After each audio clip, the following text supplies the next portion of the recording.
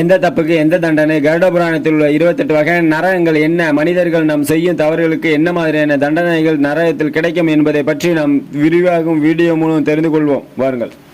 கருட புராணம் 18 இந்து சமய புராணங்களில் ஒன்றாகும். வைணவ புராணமான இதில் விஷ்ணுவும் கருடனும் உரையாடுவது போன்று அமைந்ததுதான் இந்த புராணம்.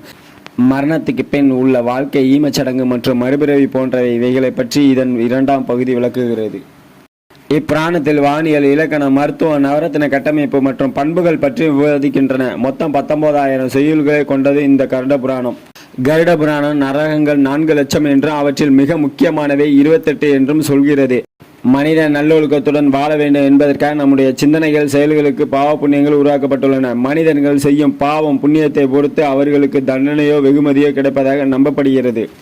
சொர்க்கம், நரகம் இவற்றை பற்றிய கதைகள் நாம் நிறைய கேள்விப்பட்டிருக்கோம். இதில் கருட புராணத்தில் சொர்க்கம், நரகம் பற்றி தெளிவாக குறிப்பிட